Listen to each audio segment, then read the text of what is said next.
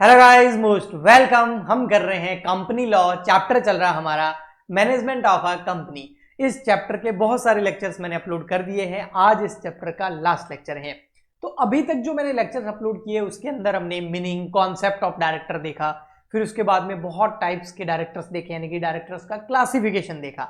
उसके बाद में हमने qualification and disqualification of director के ऊपर भी एक लेक्चर अपलोड किया। उसके बाद हमने किया पावर्स ऑफ डायरेक्टर।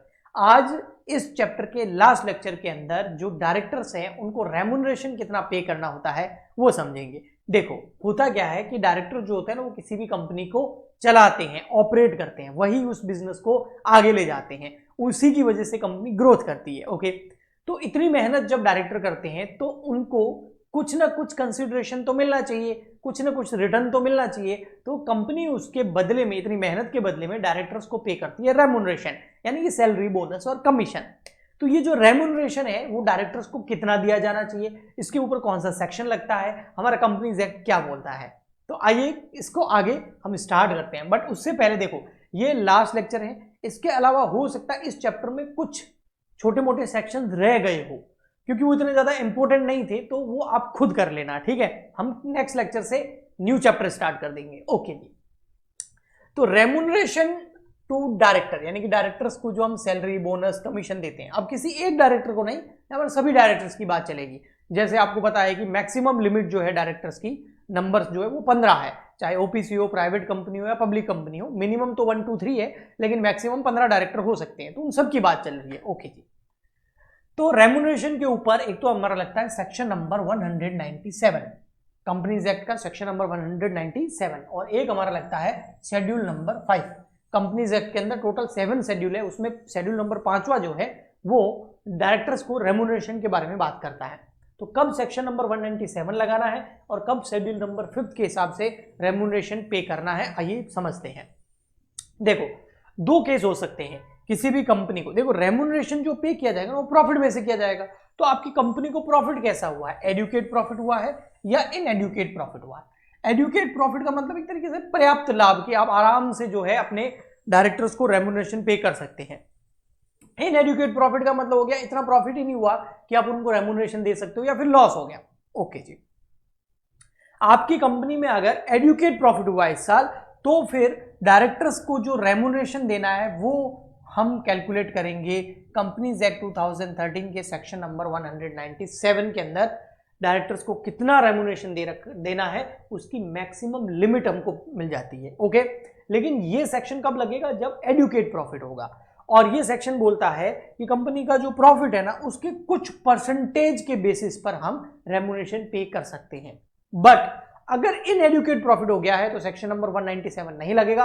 फिर आपको रेम्युनरेशन का अगर पता करना है कि कितना रेम्युनरेशन देना है, मैक्सिमम लिमिट क्या है, तो वो हमें मिलेगी शेड्यूल नंबर 5 के अंदर। ओके, और ये जो लिमिट दे रखी है वो कैपिटल के बेस में दे रखी है। किसी भी कंपनी की जो कैपिटल ना, उसके बेसिस पर रेम्युनरेशन कैलकुलेट करेंगे under schedule number 5 of companies act 2013।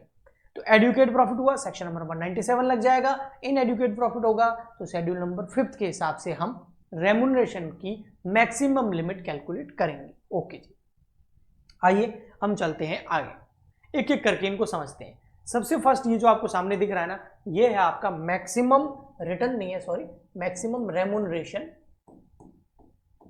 In case of adequate profit. अच्छा खासा प्रॉफिट हुआ है आपको, तो उस केस में जो रेम्युनरेशन है वो कैसे देना है, उस पे लग जाता है हमारा सेक्शन नंबर 197। और सेक्शन नंबर 197 क्या बोलता है कि आपको प्रॉफिट हुआ है ना, हाँ जी, तो आप रेम्युनरेशन डायरेक्टर को इतना % पे कर सकते हैं। लेकिन यहां फर्दर हमें देखना पड़ेगा कि आपकी कंपनी में दो तरह के डायरेक्टर होते हैं। जब ये मैंने चैप्टर स्टार्ट किया था ना, तो फर्स्ट लेक्चर में बताया था मैंने आपको, एक होते हैं एग्जीक्यूटिव डायरेक्टर और एक होते हैं नॉन एग्जीक्यूटिव डायरेक्टर, है ना। एग्जीक्यूटिव डायरेक्टर को मैंने बोलता हूं ईडी, और नॉन एग्जीक्यूटिव डायरेक्टर मतलब हो गए एनईडी। अब ये होते क्या है, थोड़ा सा याद दिलाता हूं। एग्जीक्यूटिव डायरेक्टर वो डायरेक्टर होते हैं जो मैनेजिंग डायरेक्टर होते हैं, होल टाइम डायरेक्टर होते हैं, जो कंपनी में हमेशा काम करते हैं, डे टू डे वर्क करते हैं, वो डे टू डे डिसीजंस में वो पार्टिसिपेट करते हैं, है ना। तो वो कंपनी में बने रहते हैं, रोज ऑफिस आते हैं, मतलब वो एग्जीक्यूटिव डायरेक्टर हो गए। ये आपके मेन डायरेक्टर होते हैं। एक होते हैं नॉन एग्जीक्यूटिव डायरेक्टर, ये डे टू डे रूटीन में नहीं आते, ये जब डायरेक्टर्स की मीटिंग होती है, बोर्ड ऑफ डायरेक्टर की जब मीटिंग होती है, बीओडी की, है ना, बीएम होती है, बोर्ड मीटिंग होती है, तो उस समय ये आते हैं और ये क्या करते हैं, जो एग्जीक्यूटिव डायरेक्टर है ना, इनको गाइडेंस देते हैं, इनको सपोर्ट देते हैं। समझ में आ गया? तो ये होते हैं मेन डायरेक्टर, ये आपके सपोर्टिव डायरेक्टर हो गए। अब अगर आपकी कंपनी में एग्जीक्यूटिव डायरेक्टर है तो उनको रेम्युनरेशन कितना देना है, तो हमें देना पड़ेगा कि एग्जीक्यूटिव डायरेक्टर कितने हैं। अब यहां पर मैं बात कर रहा हूं एग्जीक्यूटिव डायरेक्टर को रेम्युनरेशन कितना देना है। अगर एडुकेट प्रॉफिट हो तो फिर सेक्शन नंबर 197 के हिसाब से एग्जीक्यूटिव डायरेक्टर को कितना रेम्युनरेशन देना है। तो देखो, हमको देखना पड़ेगा कि आपकी कंपनी में कितने एग्जीक्यूटिव डायरेक्टर है, एक एग्जीक्यूटिव डायरेक्टर है या एक से ज्यादा है। अगर आपकी कंपनी में ईडी बोलूंगा मैं, ठीक है, ईडी अगर एक ही है तो 5% आपके नेट प्रॉफिट का, आपका जो भी नेट प्रॉफिट है उसके 5% से ज्यादा आप उस एक एग्जीक्यूटिव डायरेक्टर ईडी को रेम्युनरेशन नहीं दे सकते, ये लिमिट है। लेकिन अगर आपकी कंपनी में जो ईडी है वो एक से ज्यादा है तो आप नेट प्रॉफिट के 10% तक सभी ईडी को रेम्युनरेशन दे सकते हैं। यहां पर एक है तो पूरा 5% उसको मिल सकता है, यहां पर एक से ज्यादा है तो जितने भी है उन सबको, एक प्रत्येक को 10 नहीं है, 10% ईच नहीं है, नेट प्रॉफिट का 10% निकाल लो, जो लिमिट आ गई इतना सबको दे सकते हो। ओके जी, अब आते हैं हम एनईडी की बात करते हैं, नॉन एग्जीक्यूटिव डायरेक्टर की, कि इनको रेम्युनरेशन कितना देना है अगर एडुकेट प्रॉफिट हो तो। इस केस में भी हमें यही देखना पड़ेगा, रेम्युनरेशन किसको देना है, एनईडी को, लेकिन देखना पड़ेगा ईडी कितने हैं। अगर ईडी जो है वो है ही नहीं, कोई एग्जीक्यूटिव डायरेक्टर है ही नहीं, एनईडी ही चला रहे, तो उस केस में एनईडी को नेट प्रॉफिट के 3% के बराबर, 3% तक आप जो है रेम्युनरेशन दे सकते हो। बट अगर आपकी कंपनी में एक या एक से ज्यादा ईडी है तो एनईडी को रेम्युनरेशन कितना देना है, only 1% of net profit to all NED. कितना सिंपल है। एग्जीक्यूटिव ईडी को रेम्युनरेशन कितना देना है, अगर एक ईडी है तो 5% ऑफ नेट प्रॉफिट, एक से ज्यादा ईडी है तो 10% of net profit to all. Okay, NED को रेम्युनरेशन कितना देना है, तो देखना पड़ेगा ईडी है या नहीं है। ईडी नहीं है तो 3% of net profit to NED, और अगर एक या एक से ज्यादा ईडी है तो 1% of net profit to all NED. याद हो गया? लेकिन ओवरऑल कोई भी कॉम्बिनेशन हो जाए, टोटल नेट प्रॉफिट के 11% से ज्यादा रेम्युनरेशन नहीं हो, चाहे ये 10% है और तो यहां पर फिर 1% हो जाएगा, 11 हो जाएगा, है ना। तो ऐसे 11% से ज्यादा कॉम्बिनेशन नहीं हो सकता। ज्यादा से ज्यादा ईडी और एनईडी दोनों को मिलाकर के रेम्युनरेशन आप नेट प्रॉफिट के 11% से ज्यादा ओवरऑल नहीं पे कर सकते। आ गया? तो ये तो हो गया हमारा सेक्शन नंबर 197। अब हम बात करते हैं हमारे शेड्यूल नंबर 5 की, और शेड्यूल नंबर जो 5 है ना, वो है आपका कब लगता है, वो लगता है जब इनएडुकेट प्रॉफिट हो, तो उस केस में हमारा लग जाता है शेड्यूल नंबर 5। और शेड्यूल नंबर 5 में जो रेम्युनरेशन देना है वो बेस्ड ऑन इफेक्टिव कैपिटल, यानी कि कैपिटल के बेसिस पर दिया जाता है। अगर आपको थोड़ा सा धुंधला दिख रहा हो क्योंकि मैंने स्क्रीनशॉट लिया था, तो आप मेरे साथ साथ लिख देना। तो इनएडुकेट प्रॉफिट है तो प्रॉफिट के परसेंटेज के बेसिस पे नहीं दे सकते, कैपिटल के बेसिस पे देना है।